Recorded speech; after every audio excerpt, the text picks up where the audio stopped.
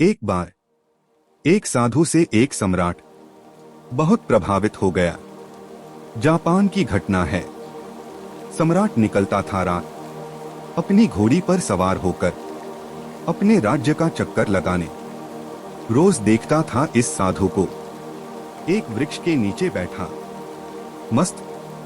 कभी बांसुरी बजाता साधु, कभी नाचता साथ हो, कभी गुनगुनाता गीत, कभी चुपचाप बैठा रहता, आकाश के तारों को देखता। सम्राट जब भी उसके पास से निकलता अपने घोड़े पर सवार होकर, तो हर बार रुक जाता। छत पर उसकी छवि देखे बिना ना रहा जाता।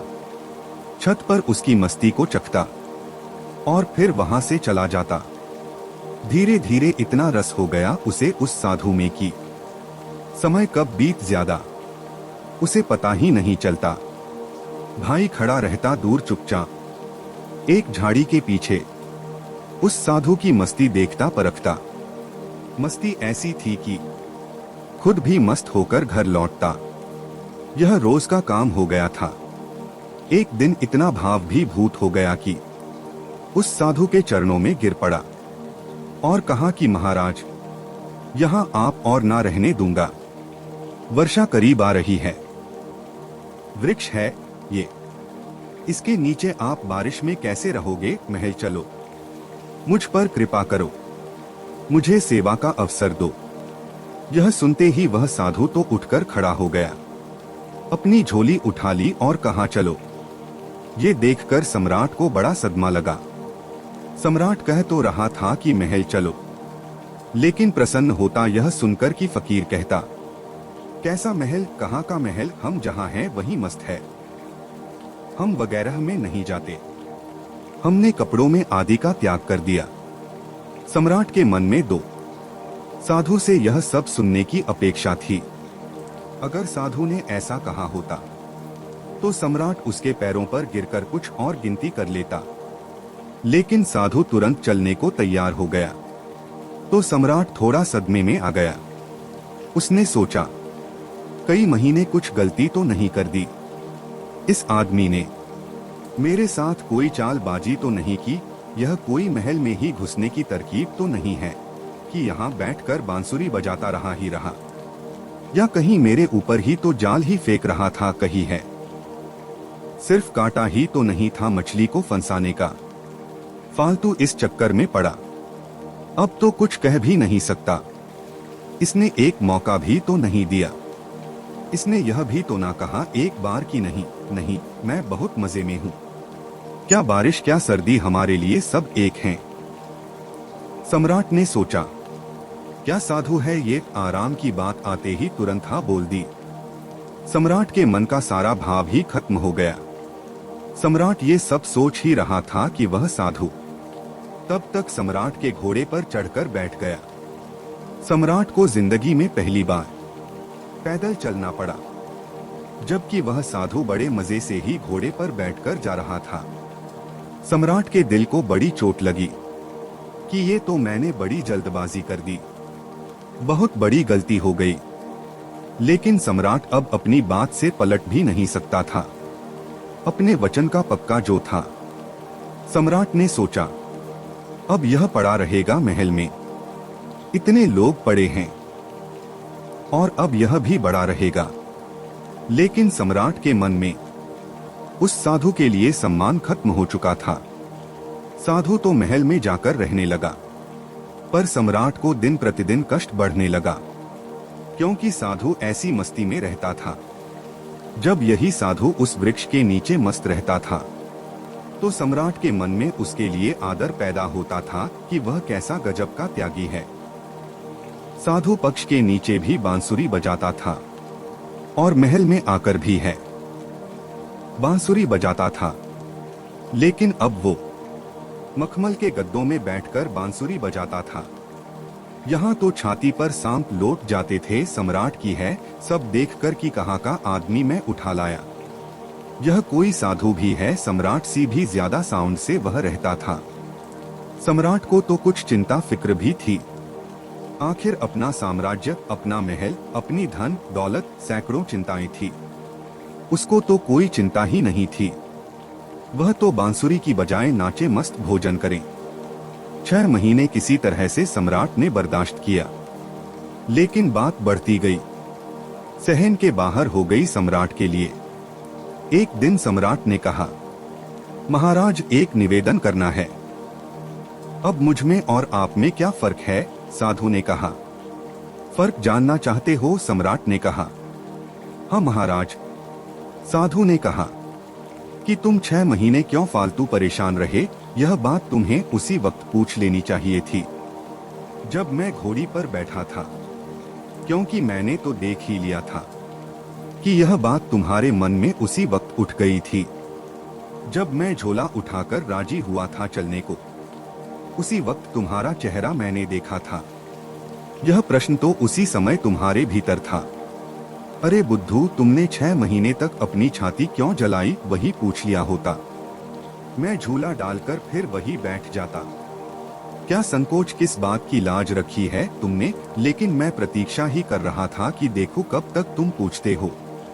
तो कल सुबह फर्क बता ही देता हूँ तुम्हें, लेकिन हाँ, गांव के बाहर बताऊंगा। सुबह सम्राट जल्दी उठा, उत्सुक था जानने को कि क्या फर्क है। सम्राट ने सोचा कि क्या फर्क हो सकता है। मुझे तो कुछ भी नहीं लगता। खाना जो मैं खाता हूँ वही खाता है और मुझसे भी ज्यादा मांगे करता है। ये लाओ वो ला। मैं जिस कमरे में रहता हूँ उससे भी ज्यादा सुंदर कमरे में रहता है। मेरा 2-3 नौकरों से काम चल जाता है। यह पूरे दिन 1520 स्कूल जाए रखता है। इसकी जरूरतों को कोई अंत नहीं, मांगी चला जाता है। कपड़े शानदार पहनता है कि मुझे कोई देखे तो समझे कि मैं कोई मंत्री इत्यादि हूँ। ये खुद ही इसमें हल्का सम्राट मालूम पड़ता है। कम से कम महल की बाकी लोग मुझसे डरते तो है। इसकी आंखों में तो डर नाम की कोई चीज नहीं है। बस पूरे दिन बिना किसी चिंता के मस्त बांसुरी बजाता रहता है। अब देखो तो आज क्या फर्क बदलता है। दोस्तों, यहाँ थोड़ी देर के लिए कहानी को रोकते हैं। सम्राट पहुंच गए सुबह सुबह साधुओं के कमरे में। वहां जाकर देखा तो वैसा तो वही पुराने कपड़े पहने हुए जो है उसके नीचे पहनकर बैठता था, एक हाथ में अपना झोला, वो दूसरे हाथ में बांसुरी लिए तैयार खड़ा था। सम्राट ने कहा, चलिए महाराज। दोनों महल के बाहर निकल आए। चलते चलते गांव की नदी पार हो गई। कुछ देर बाद वे गांव के बाहर आ गए। सम्राट ने पूछा, अभी और कितना चलना है? साधु ने कहा, बस कुछ देर और। चलते चलते सुबह से दोपहर हो गई। सम्राट ने कहा, बस अब और आगे नहीं, जो भी कहना है यही कह दो।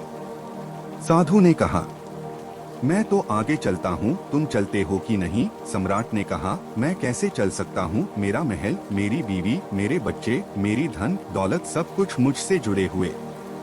मैं तुम्हारी तरह फकीर थोड़ी ना हूँ जिसे किसी बात की कोई चिंता नहीं है। साधु ने कहा, बस यही फर्क है तुम में और मुझ में। मैं कहीं भी जा सकता हूँ, तुम नहीं जा सकते हो। मैं हर परिस्थिति में खुश रह सकता हूँ, लेकिन तुम नहीं। जब मैं उस वृक्ष के नीचे रहता था तब भी मस्ती से रहता था और अपनी जिंदगी के एक एक पल को जीता था। जब मैं चला गया तब मैंने वहां भी अपने इस अनमोल जीवन के एक एक क्षण को पूरी मस्ती और खुशी के साथ जिया। अब जब मैं कहीं और चला जाऊंगा तब भी ऐसे ही जीऊंगा। हम जहां जिस वक्त रहते हैं पूरी तरीके से वही रहते हैं। हम ना तो अपने बीते हुए कल के बारे में सोचकर पश्चाताप कर दे और ना ही भविष्य की चिंता करके अपने वर्तमान को खराब कर दे। हम तो बस आज में जीते हैं, क्योंकि हम समझ चुके हैं कि जीवन तो आज में है, अभी इसी पल को जीने में है।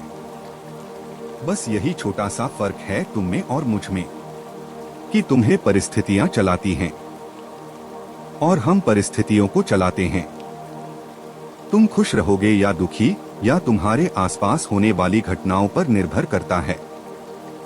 लेकिन हमारे लिए यह घटना जिंदगी के सफर का एक हिस्सा मात्र है। अचानक सम्राट को महसूस हुआ कि अरे ये मैंने क्या कर दिया, इतने अद्भुत आदमी को गवा दिया। 6 महीने इसके साथ सत्संग भी ना कर पाया। सत्संग करता भी क्या खाक, मेरे मन में तो यही चल रहा था कि ये तो एकदम साधारण आदमी निकला, खोटा सिक्का निकला जिसके ऊपर सोने की पॉलिश खुदी हुई थी, लेकिन अंदर से मिट्टी निकला। तुरंत ही सम्राट ने साधु के पैर पकड़ लिए। बोला, नहीं महाराज, आगे नहीं जाने दूंगा। साधु ने कहा, देख मुझे कोई परेशानी नहीं है, ये रहा तेरा घोड़ा, मैं फिर इसी में बैठकर महल वापस चल दूंगा, लेकिन फिर तुझे परेशानी होगी।